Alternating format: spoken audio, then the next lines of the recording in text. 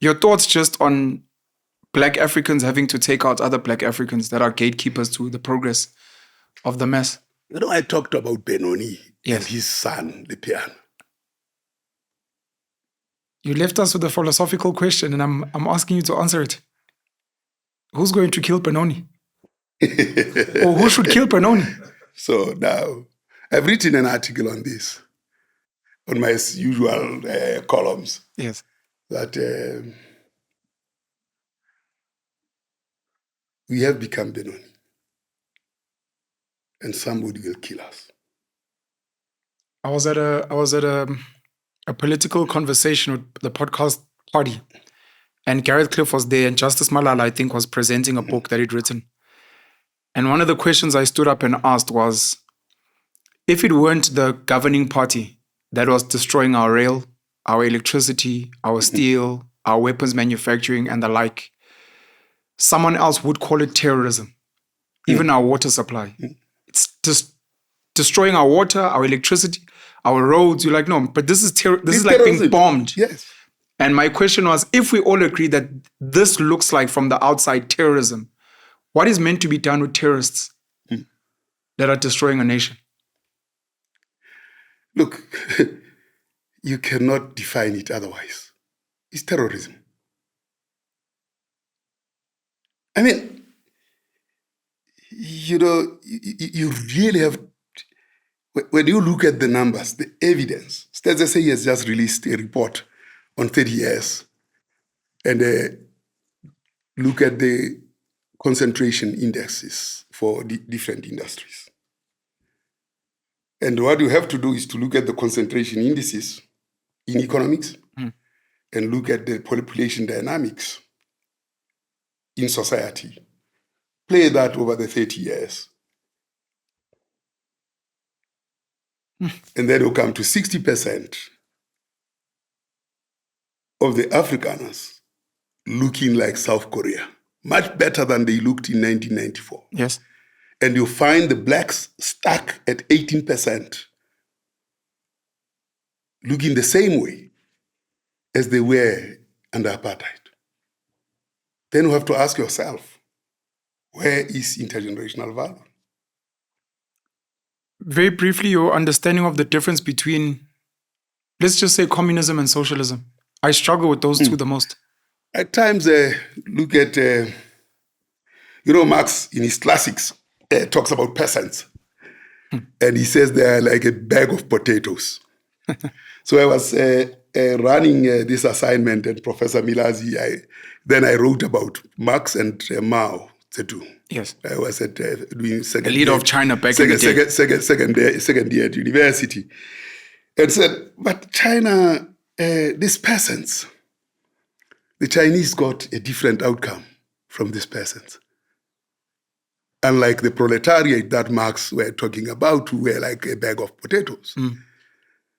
And when you look at the response of Deng several years after Mao in 1980, 85, when Milton Friedman got there, his response was to use the peasants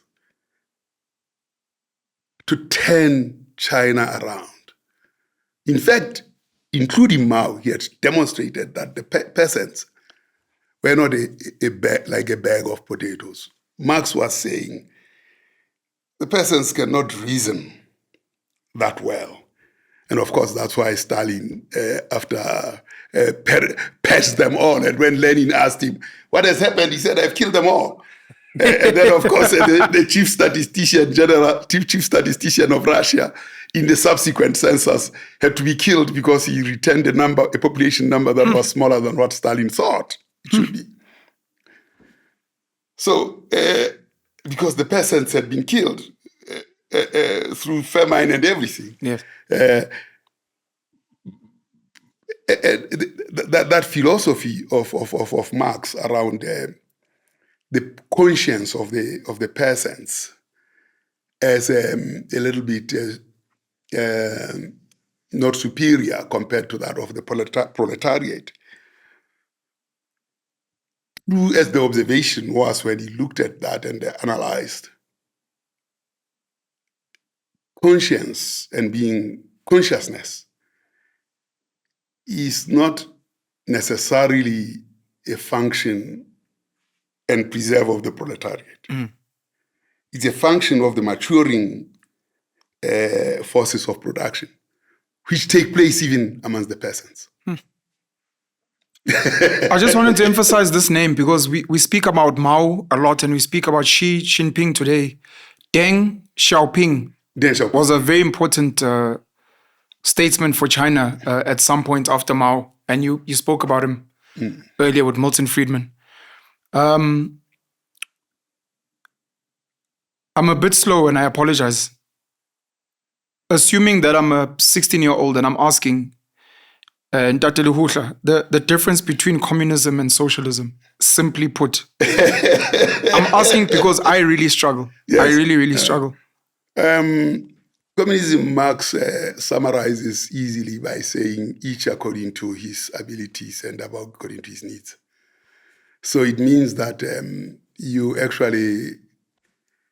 abilities should actually meet your needs. You shouldn't be excluded from the sharing of the spoils of a country because your abilities have constrained you. Okay. So you compensate that your needs and your abilities have to be met. Your needs in particular must be met.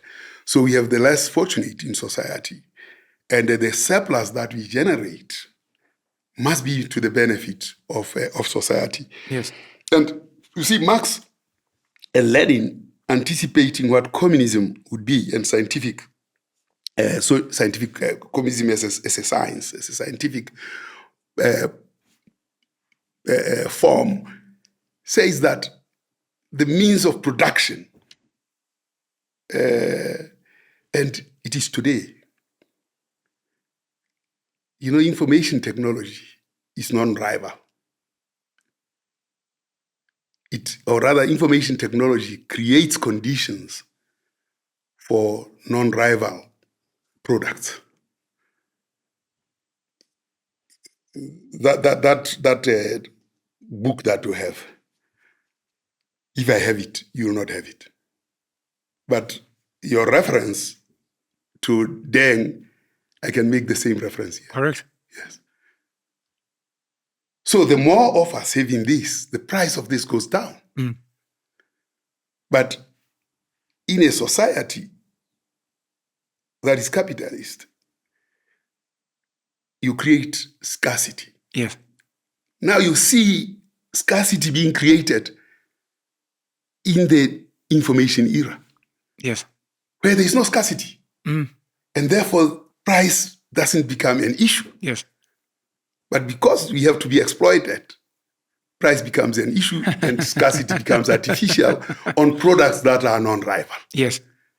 Now, this is the anticipated communism where everything is really in abundance because of the developed form of the matured productive forces.